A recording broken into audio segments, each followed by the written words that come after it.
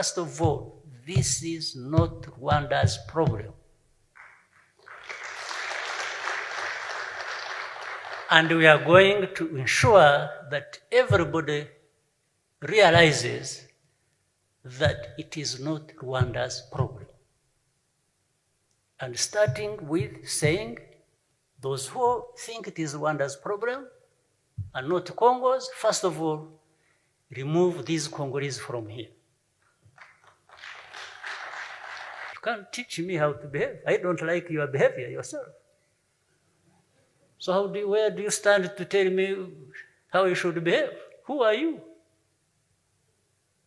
Mainly, I want to talk about the usual problems we have currently in our neighborhood, which keeps bringing up Rwanda's name in all sorts of ways. But I also want to be clear on some issues. Because the beauty of it is that there's not a single story about it. There are so many stories about it. We have had refugees from different places for different reasons. There is one type of refugee that I think we are not going to accept. We cannot keep being host to refugees for which later on we are held accountable in some way or even abused about. Refugees as a result of ethnic cleansing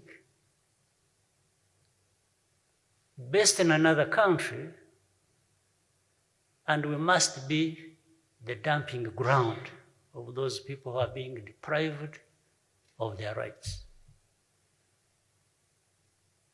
We have had refugees here for over 20 years from DRC, of one type of people.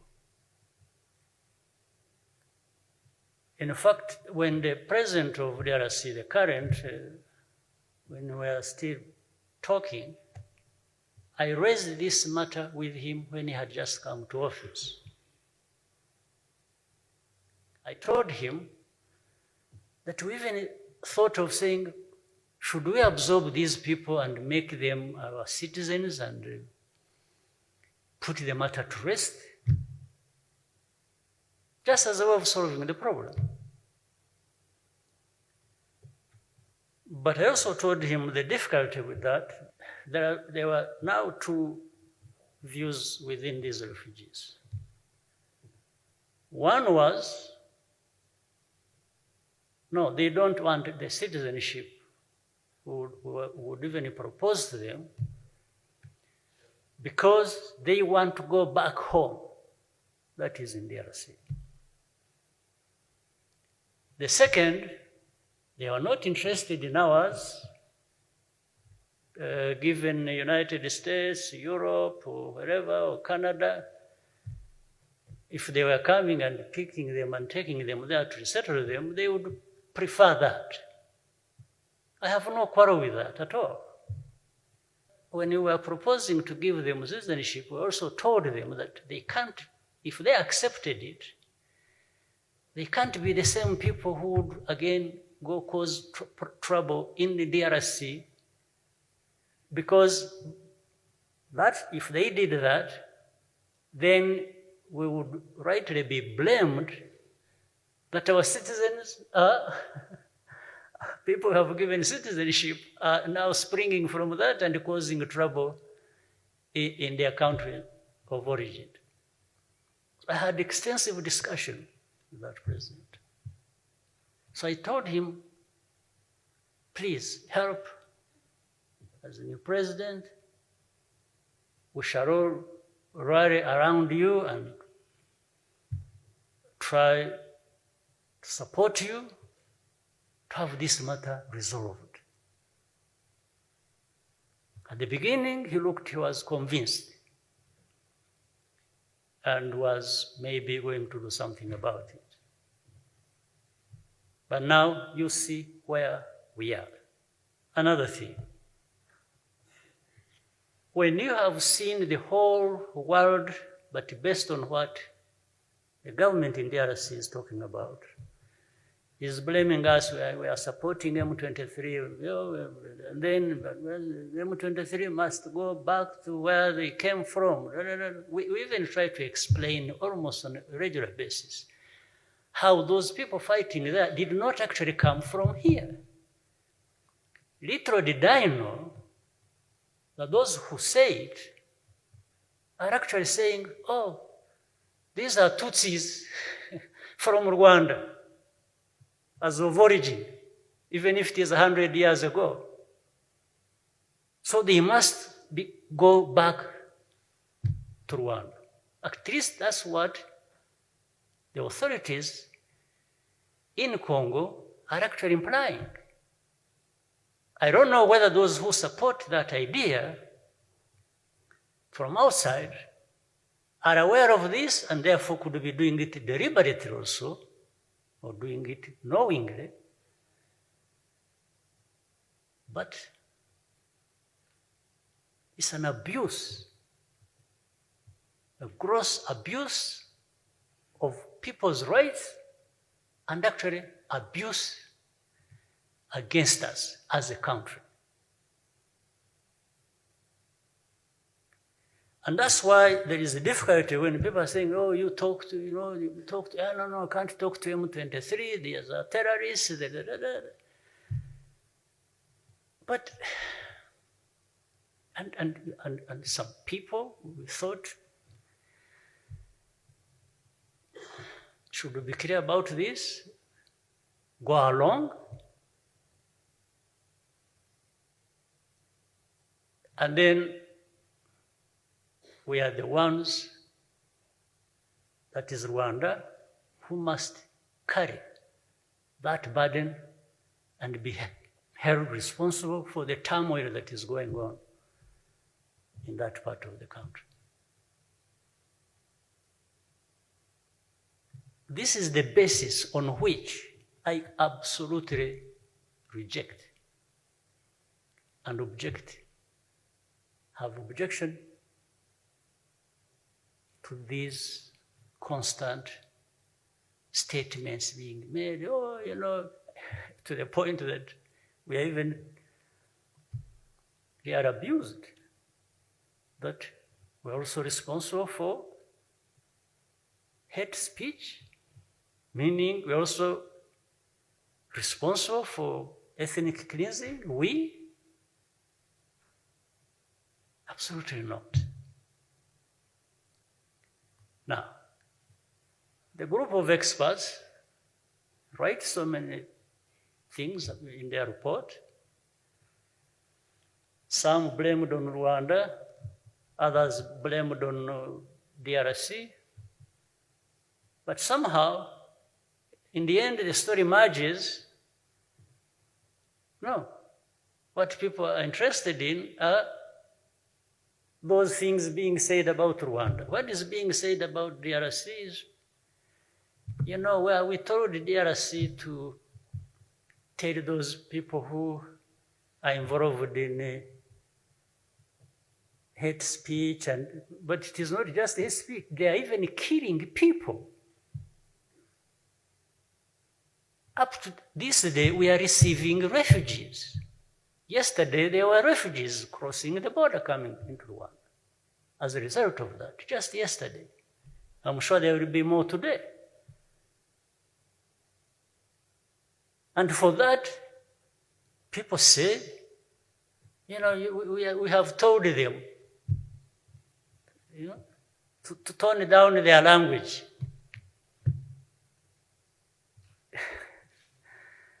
And then DRC jumps up and says, oh, you must do this to Rwanda, you must do this to Rwanda. They're telling the European Union, they're telling the US, you have to do this to Rwanda. Do what to Rwanda? For what? For having done what? What have we done?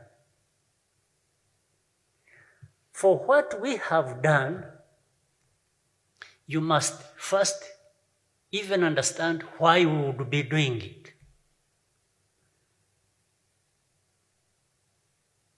Why would we be doing what you are accusing us of doing?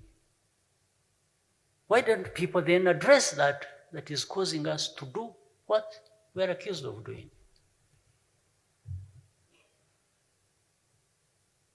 At the same time, we warned people, and I want to warn people today, when shells were crossing our border and landing on our territory. There is a lot we said about it. When FDLR crossed our border and killed people in Kinigi, literally shutting down that area rich in tourism. And that was the purpose. And of course, the immediate response of those outsiders is to say, don't go to Rwanda, don't go to that area. And then when I do something about it, it's like, no, you are doing a terrible thing. Oh, you want me to keep quiet? Those people close that area, will lose everything and lose people's lives. And then say, oh, if you do this, we shall blame you. Well, I'll give you what to blame me for, in a real sense. We are really prepared to be blamed, but we will be blamed for doing what we must do.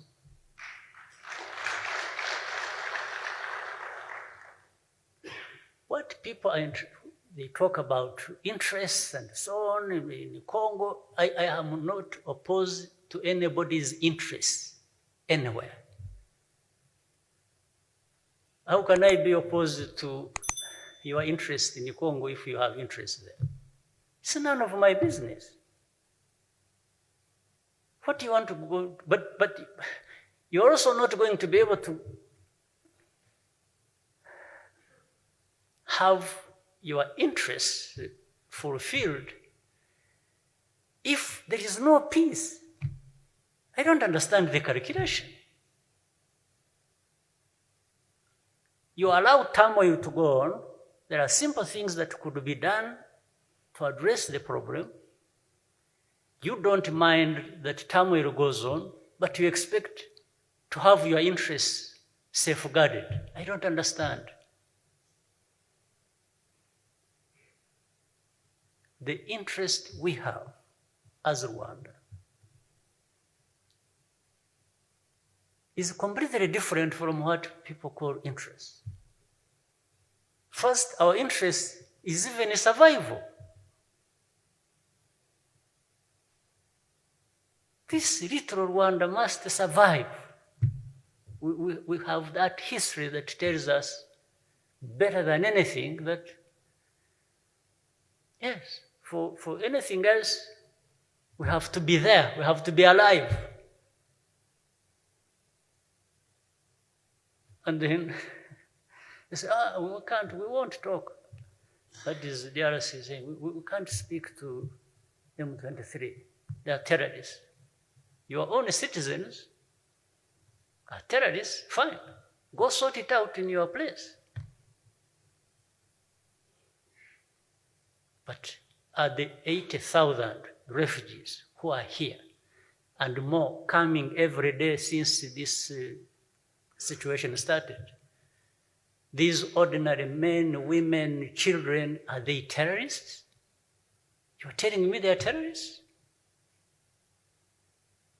You must be kidding. So I keep saying this so that maybe someday some people pick some sense from the real facts on the ground. by the way, they said they won't talk to them, they want to do this. And some people support that they shouldn't talk to them. And then they add, no, but if we are to talk to them, we shall talk to them secretly so that nobody knows that we are talking to them. I mean, so that it continues to be my problem. It continues to be Rwanda's problem. I will talk, but I can only talk to them quietly. I send somebody to go. No, but first of all, this is not Rwanda's problem. And we are going to ensure that everybody realizes that it is not Rwanda's problem. And starting with saying, those who think it is Rwanda's problem and not Congo's, first of all, remove these Congolese from here. Those who are coming in every day just on the actions of government and institutions, you tell me government is not functioning properly or this, that's still none of my business. If it is to be my business, it is yours also, meaning the international community. These are the ones I'm addressing. It is as much your problem as it is mine. But I'm refusing that Rwanda should carry this burden and be insulted and abused every day about it. So, either you carry them from here and take them wherever you want, or they go back to Congo and you protect them there. You have heard you protect them against their own government. And from mercenaries, whom I have heard, when you hear a situation is relying on mercenaries, you know that situation is a mess. If it comes to us dealing with the mercenaries, we really have, we are overstocked to deal with the mercenaries. Mercenaries are the most useless people you can meet. Yes. You can rely on. So those countries relying on mercenaries, you just know they are in trouble. They have original problems before they brought mercenaries. And when they bring mercenaries, the problems are multiplied by a big factor. It gets worse, not better. So I'm saying this, you know, with a sense of, in a way, of frustration. It's like the world has gone crazy. Nobody's listening to the others. Facts no longer apply to anything. Since when did these Congolese, well, of Rwandese origin, become Rwanda's problem? When you say they go back, well, first of all, ask yourself, who brought them there? Ask those who took them to Congo. How they went there, I don't know. Those who took them there, who created those conditions, should be the ones to answer, not me. You're not going to force that problem on me, zero.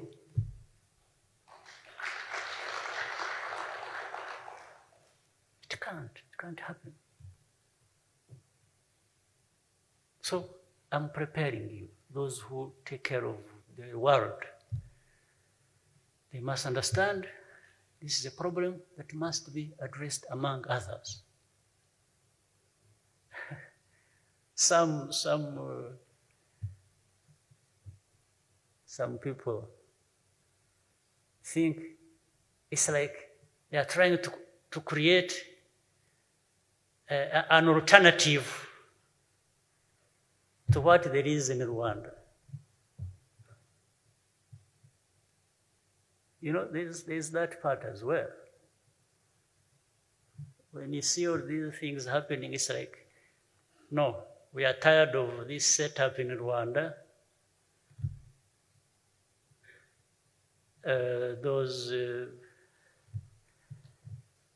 So they want these Kagames and these RPF and these others, you know, say Rwanda lacks freedom. You know, there's no freedom, there's no democracy. But you are the first person denying me my freedom. Actually, Rwandans are denied their freedom. And that's why people are trying to find alternatives for them. Who are you to choose how people live and behave and so on? Well, you can't teach me how to behave. I don't like your behavior yourself. So where do you stand to tell me how you should behave? Who are you? Who? From where? Telling me what? We don't need any more of nonsense. But what I promise is those who are my age, or even those who are younger, who are 50, and behind these things trying to, you will grow old and leave this earth with me without seeing that change you are hoping for.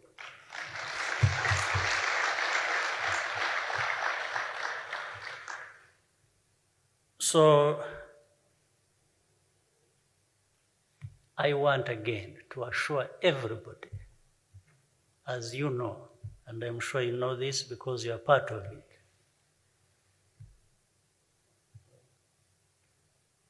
this country has gone through so much, I've seen so much. The only thing that came out of it is that we are as solid as a rock.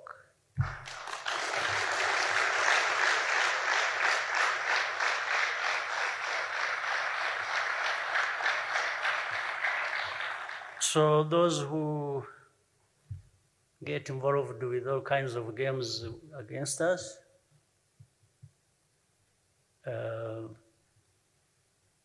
it's only a joke. So we can keep joking. There is no harm in joking. And much as there is no harm in anybody insulting us, if someone insults you, what is the problem? As long as you don't get diverted from what you are doing for yourself, what's the problem? If you attack me, we fight. I fight back. If you want us to work together, we work together. And by the way, we can be the best of friends with people. But also, we can be not so interesting to those who wish to be our enemies. So, have a good day. Thanks for watching. Please subscribe, follow, share and like our video. It's the best way of supporting us.